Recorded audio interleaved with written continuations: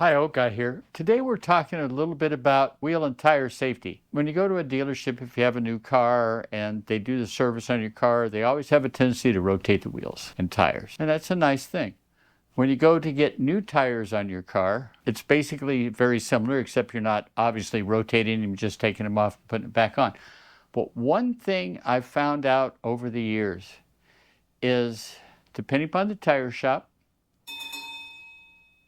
they all use impacts, rattle guns, whatever you want to call them. The biggest problem with impacts is they don't really measure torque. So one thing I do when I have new tires put on a car, or I go to the dealership and they rotate them, when I come home, I check the lug bolts or the lug nuts for the proper torque. Loosen them up a little bit, retorque them all back to what the manual says, the owner's manual says. And then I check the tire pressure at the same time, because most of the times, let's say 80% of the time, I find there's too much pressure in the tires. So your tires are set for a certain pressure because they're set cold, not hot, all right? So that way, when you're driving around during a particular day, if it's a hot day, your tires will expand a little bit. Even on cold days, they'll expand to a certain extent because the heat, the air inside the tire heats up. Unless, of course, you're using nitrogen, which I don't know if anybody does that anymore, but I know they might do it on race cars or something. But anyway, it gets hotter, and that expands the tire. So like the last time I went to the dealership with my Tahoe, calls for air pressure of 35 pounds. I only have the simple 18-inch wheels. But when I got back from the dealership and I checked it, it was at 40. So it pays to do it. You need a simple tire gauge, you don't need anything fancy, and a simple torque wrench, nothing fancy.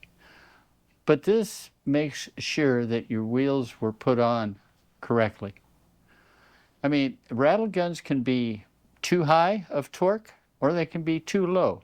If the air pressure isn't regulated properly in the air compressor they're using, it can be too high or it can be too low. It may not have enough pressure at any one time. Maybe you went to a big tire shop and the compressor's always cycling. That doesn't mean you're getting a proper pressure and the impact's not getting a proper pressure. So I check them every time. It's worth a little safety. Okay, as I explained in the introduction, you have your tires replaced or you go to the dealership or something and somebody rotates your tires. 9 times out of 10, they'll use a impact or a rattle gun, as we used to call them. And it doesn't mean that your lug bolts or lug nuts are torqued on to the specifications they should be. Like on this Tahoe, it calls for these things to be torqued by hand to 140 foot-pounds. So if you're in a tire shop and you're having your tires replaced, there's a bunch of equipment running off a compressor. One, maybe two, but that compressor is constantly cycling because it's trying to keep up the pressure. So when they use a rattle gun on it, it could be too high or it could be too low, the pressure going to the rattle gun. So this could make the rattle gun either give you too much torque or not enough torque on your wheels. So for safety factors, whenever I come home, I do two things. One, I check the torque and I check the air, because the other thing that tire shops and dealerships like to do is put too much air in your tires. And the reason behind they do this is they make sure it's got enough, but they don't necessarily look. The tire pressure for this car is supposed to be 35 pounds. When I got home the last time, it was 40. And this wears out the tires quicker because it makes the center wear out faster. Well, this is good for them. This is bad for you. So you need your tire pressure at the right pressure. So first of all, I loosen up my wheels. You might want to check out my video on this Hazit extendable ratchet. It really works well. You can extend it out. You can tighten it up. It doesn't matter. So what you do is you basically just loosen them. You don't have to go too much. You use a crosshatch pattern to do this. Just barely loosen them.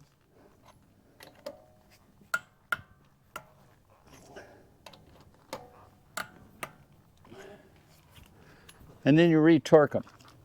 Like I said before, this one's 140 foot-pounds. Again, a crosshatch. You don't want to do the bolts next in a round circle. So you come down, this happens to be a clicker, and it clicks.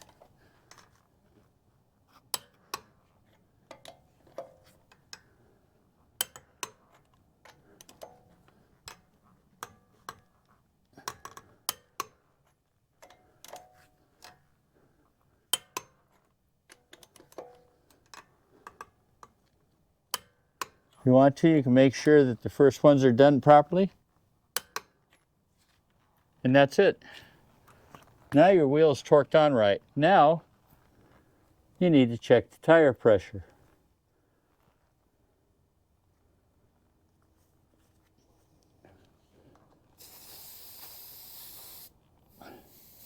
See, this one's at 36, and that's fine, because I've been driving a little bit in this car today, so it's up a pound just because of the heat. This is the other thing. When you're running a tire pressure, it starts out at 35, but when you drive on a little bit, you're going to find it's higher, 36, 37. So you always want to check your tire pressures cold. And you also have to remember that different times of the year are going to have different tire pressures, because when it's really cold, the air is going to shrink in the tire.